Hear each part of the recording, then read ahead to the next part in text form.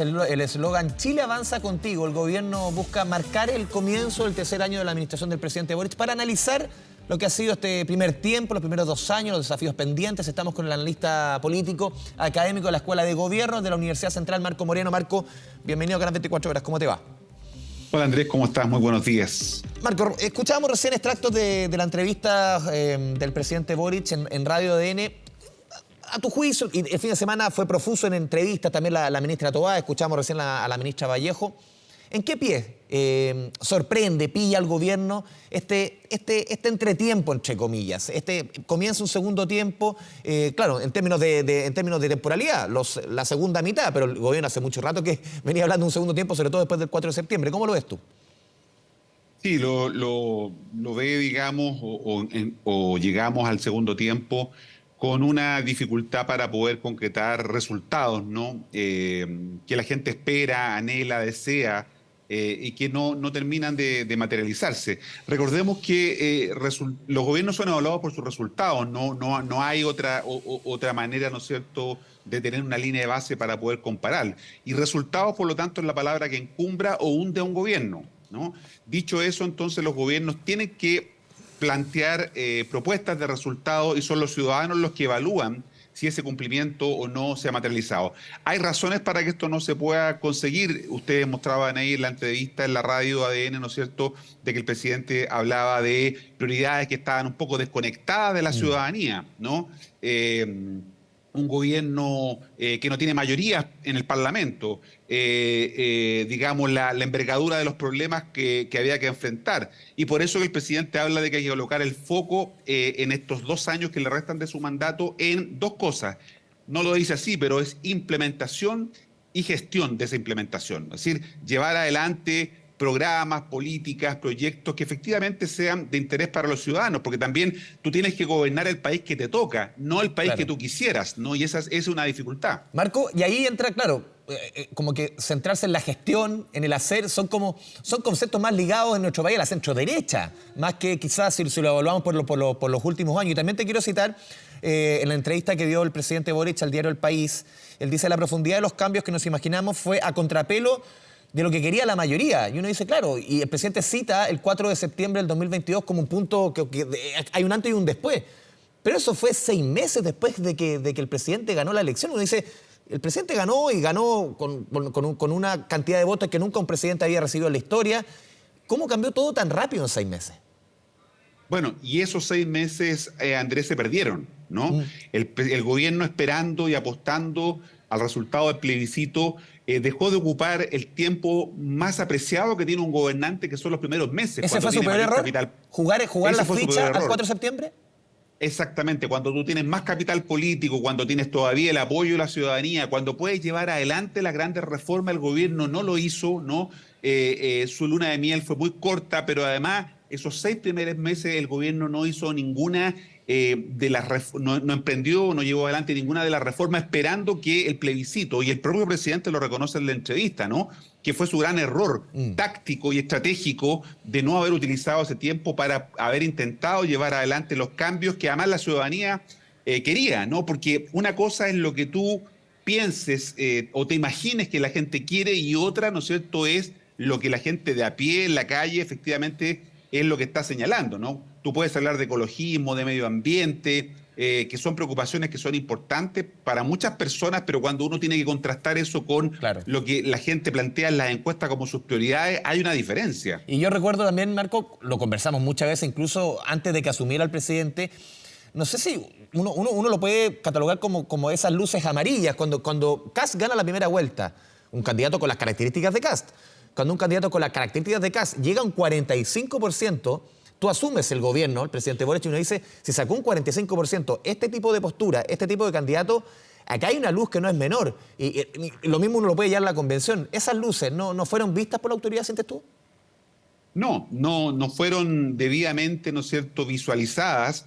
Y eso explica por qué, Andrés, el gobierno ha hecho cosas durante estos 2 años, no podríamos decir que no ha hecho nada, pero esas cosas la gente no la percibe, y especialmente los sectores populares no tienen una percepción respecto a lo que el gobierno ha hecho, ¿no? Distintas iniciativas. ¿Y por qué no llega aquí? Bueno, hay una dificultad de conectar con ese sector político, porque entre otras cosas el gobierno está muy elitizado, ¿no? Una élite joven que llegó con sus propuestas, con sus ideas, esto que llama el discurso woke identitario, ¿no? No conectó con la gente. Si tú te fijas en las encuestas, en los estudios de opinión que conocemos, en los sectores donde menos aprobación tiene el presidente, son precisamente los sectores populares, ¿no? En donde uno podría pensar que debería haber mayor conexión. Claro. ¿Qué es lo que explica eso? Hay un problema de comunicación, por supuesto, ¿no? No se informa, no se comunica porque el gobierno con mucha frecuencia cae en la comunicación electoral, ¿no? De siempre estar viendo un adversario, una comunicación adversarial, y no construye una comunicación de gobierno que tiene que centrarse, ¿no es cierto?, en construir apoyo y legitimidad para lo que se está haciendo. Entonces, a ese problema comunicacional se agrega un tema de cómo se entiende, ¿no es cierto?, los problemas de una sociedad, y eso es lo que creo que yo ha faltado más pragmatismo, más poder entender dónde está apretando a la gente la vida cotidianamente para poder enfrentar esos problemas como prioritarios. Claro, una decisión, como tú decías, poner toda la ficha en el 4 de septiembre fue un error político. ¿Y cuál decisión quizás sientes tú del mismo gobierno del presidente Boric fue la más cerrada? Algunos han dicho, por ejemplo, el tema de los indultos. También eso marca fuego a finales del 2022. El último día del 2022, los indultos en materia de seguridad y en materia de relación con la oposición también es un antes y un después. ¿Cuál crees tú que ha sido el principal error del gobierno o del presidente en estos 2 años de gobierno? Bueno, yo creo que han habido varios casos, este que tú mencionas, ¿no? Porque eso no conectaba con lo que era una prioridad de la ciudadanía, que era el tema de la seguridad. Pero en general yo creo que ha habido un exceso como te decía al principio, pensar en una sociedad distinta a la que te toca gobernar, ¿no? Y no haberte centrado en los problemas que la gente efectivamente habría priorizado. Quien define lo que es valioso e importante en una sociedad son los ciudadanos, ¿no? Ellos son los que deciden qué es lo que hay que hacer. Y creo que respecto de eso ha habido poca capacidad de conectar con esas demandas. El gobierno se tomó un año en aprender, ¿no es cierto?, a gobernar. El segundo año después tuvo que enfrentar una serie de problemas y eso ha dificultado su gestión. Además, el tema, como el propio presidente lo reconoció en la entrevista radial, de que no tiene mayorías para poder gobernar, hace muy difícil, ¿no es cierto?, Pero eso llevar sabía desde el adelante. comienzo, pues, Marco. Desde el comienzo sabíamos, la estructura del legislativo no ha cambiado desde el 11 de marzo del 2022 y todos sabían, dado el tenor del proyecto del gobierno del presidente Boric, era muy difícil que eso cuajara en el legislativo tal cual estaba. Pero curiosamente partió teniendo una suerte de empate en el Senado, lo perdió, Sí. ¿no es cierto?, en la medida que algunos parlamentarios se fueron, pensemos los parlamentarios demócratas cristianos que se fueron a demócrata o a amarillo, ¿no? Perdió esa relación en la Cámara de Diputados, pero sobre todo perdió la consistencia, la coherencia, ¿no? Esto de actuar colectivamente, ¿no? Que no se entiende que parlamentarios del oficialismo voten en contra proyectos o iniciativas del gobierno, ¿no? Eso no tiene que ver con la oposición, eso tiene que ver con un problema interno de la coalición, ¿no? Que tampoco ha podido resolver muchas veces sus diferencias. Lo decía ayer la presidenta del Partido Socialista, ¿no?, que normalmente se busca solucionar los problemas a través de la prensa, ¿no?, y no a través de mecanismos internos que permitan procesar las diferencias que hay en una coalición que todavía sigue teniendo estas dos almas, que parece un cliché decirlo, Claro. y un lugar común, pero es una realidad finalmente, ¿no es cierto? No se actúa colectivamente porque no hay claridad de hacia dónde dirigirse, porque hay diferencias de cómo se entiende resolver los problemas. Sí, hay varios puntos, tú resaltabas, por ejemplo, el tema de las 40 horas, el tema del sueldo mínimo, varios puntos que también se venían negociando desde antes de la llegada del presidente Boric a la presidencia. ¿De aquí en más, de lo que viene en este segundo tiempo, cuál debiese ser tú? Ya hemos visto la estrategia del gobierno, el hacer, lo que decíamos, la gestión, mostrar que están haciendo cosas. Por eso es un tinte más son como elementos, uno siente más cercanos a la derecha que quizás al progresismo. El hacer, la gestión. ¿Cómo ves tú esta segunda parte? ¿Dónde debiese estar la ficha? Uno dice, no sé, uno piensa, aquí pensiones, pacto fiscal y otra ficha más. Claro, porque no hay mucho tiempo, si bien son 2 años. El tiempo tiene que ver con que estamos en medio de un ciclo electoral que partió ahora ya en marzo, ¿no?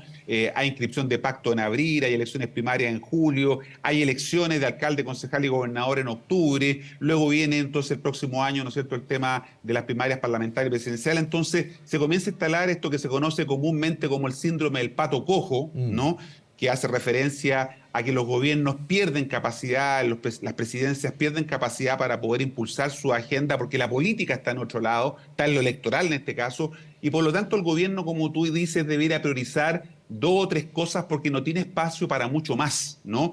Y ahí está la agudeza, ¿no?, de poder identificar cuáles son esas prioridades que el gobierno debe tener si quiere dejar un legado. Por supuesto que pensiones, una reforma que lleva esperando 10 años, deberá ser una de esas prioridades, pero creo que al pacto fiscal que tú decías que es necesario para financiar muchos de estos programas o iniciativas que hay que hacer, no hay mucho más espacios tampoco para poder llevar adelante y por lo tanto tendría que concentrarse el gobierno en esas dos o tres cuestiones para poder tener algo que mostrar al término de su mandato. Marco, ¿cómo ves tú cuánto puede repercutir en lo que estamos conversando, lo decidido ayer por los militantes del Frente Amplio, de que ya no van a haber más partidos, sino que solamente un gran Frente Amplio, un movimiento que lleva menos de 10 años en nuestro país, que irrumpe con fuerza, ya la historia la conocemos, llega al Palacio de la Moneda? ¿Qué rol o cuánto debiese cambiar con un Frente Amplio funcionando como un frente, no como partidos en particular? ¿Y cómo proyectas tú al Frente Amplio una vez que salga el presidente Boric de la Moneda? Muchos sostienen que quizá hoy día, con el diario no el diario del lunes, hoy día el diario como el del miércoles se ve a la centro derecha o a la derecha con mayores posibilidades de llegar, de volver a la Moneda. Y bueno, la suma de las partes no necesariamente, o el agregado de partes no necesariamente puede dar como resultado un buen todo, ¿no?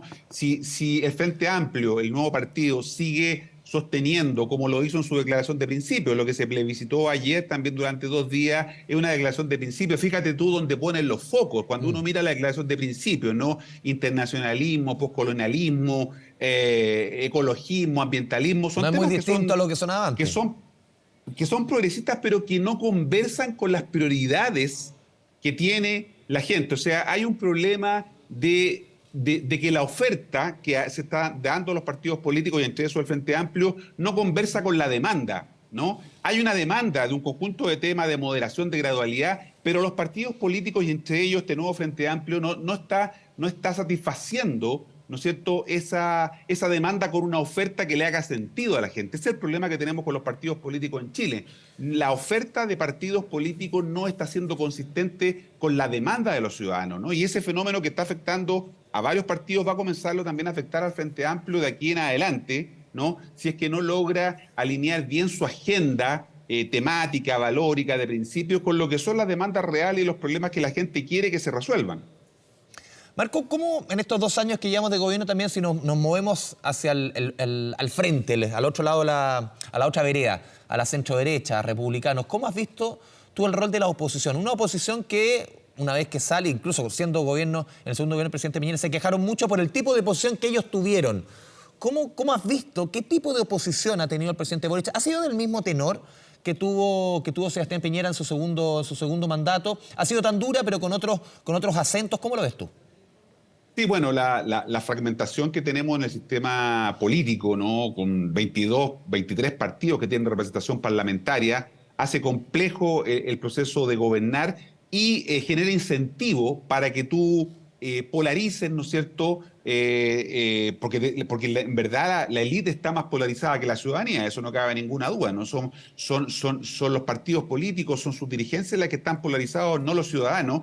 Y eso entonces lleva a que los partidos crean que el tipo de oposición que están haciendo es el adecuado para enfrentar este desafío. En el fondo, la oposición está colocando o teniendo incentivos para no llegar a acuerdos porque cree que va a ser gobierno en 2 años más. El problema es que estas mismas dificultades podrían volver a aparecerle a quienes vayan a gobernar en 2 años más porque los problemas no se van a resolver. Entonces creo que ahí hay un error táctico, creo yo, de la oposición. En un principio, esta idea del atajo trampista, de parecerse un poco a lo que el Partido Republicano había instalado como modelo, ¿no? Había entrampado el accionar de Chile Vamos. La muerte del expresidente Sebastián Piñera de alguna manera produce un cambio, ¿no? Porque Chile Vamos se da cuenta de que puede ser una alternativa distinta sin tener que hacer lo mismo que el Partido Republicano, como está enfrentando el Partido Republicano su desafío. Por lo tanto, la expectativa que tenemos ahora es si eso se va a traducir en el trabajo legislativo, porque hasta Claro. ahora, ¿no es cierto?, que vamos a empezar a conocer la aprobación de proyectos, habíamos visto un obstruccionismo que no estaba llevando a ninguna parte, pero la gente también se da cuenta de que cuando tú eres obstruccionista, y no colabora, finalmente también terminan castigando. Marco, a ver, hablamos de Chile Vamos, de republicanos, más o menos, ahí las figuras presidenciales a 2 años del término de este gobierno están claritas. Evelyn Matei, José Antonio Kast, las figuras más o menos no sorprende mucho. En el oficialismo, ¿qué figuras tú ves que pueda ser competitiva? Te insisto en lo que mencionamos antes, tú decías el fenómeno del pato cojo, pero también un fenómeno que hoy día, por lo menos todos los números dan que la derecha hoy día está en la mejor posicionada de cara a esa carrera, una carrera que todavía ni está ni cerca de comenzar. ¿Quiénes son las figuras que tú ves dentro del oficialismo que podrían encumbrarse? ¿Y cuánto eso puede afectar al gobierno del presidente? ¿No? Si tú me mencionas, no sé, Toá, Vallejo u otra persona, tendrían que salir del gobierno también. Claro, estamos, como tú dices, a 600 días de una elección presidencial, más o menos, ¿no? Y evidentemente en el oficialismo es donde menos claridad todavía hay de quién podría intentar asumir el liderazgo, ¿no es cierto?, de esta coalición, si es que se mantiene. Recordemos que esta es una coalición formada por dos conglomerados, uno que desapareció en la práctica, ¿no? Lo que conocíamos como Apruebo Dignidad hace rato que dejó de funcionar, ¿no? No hay coordinación entre el Partido Comunista y el Frente Amplio, sino que actúan de manera separada. Y por lo tanto, el otro sector del socialismo democrático es el que queda con mayor claridad de acción. Ahora, las figuras presidenciales tendrían que salir necesariamente, creo yo, del gabinete, ¿no? Y por lo tanto, octubre de este año puede ser un momento importante porque para levantar candidaturas presidenciales y, por supuesto, parlamentarias, hay que renunciar un año antes, Claro. ¿no? Las elecciones son en noviembre del 2025, por lo tanto, muchas de las figuras del gabinete que aspiren, ¿no es cierto?, a este desafío tendrán que hacerlo, y entre ellos quienes quieran encabezar una fórmula presidencial, porque van a tener que ponerse delante de sus coaliciones, y por eso que los nombres de la ministra Camila Vallejo o la ministra Carolina Toá son los que con más fuerza hasta ahora suenan, pero evidentemente todavía estamos lejos de ese desafío. Por lo menos hay que pasar octubre para ver cómo se ordena el mapa en el oficialismo. ¿Y qué pasa en las municipales, que no es menor? Marco Moreno, te agradecemos este espacio con Canal 24 Horas. Que tengas una buena jornada, buena semana. Chao, Andrés, que estés muy bien. Chao, chao.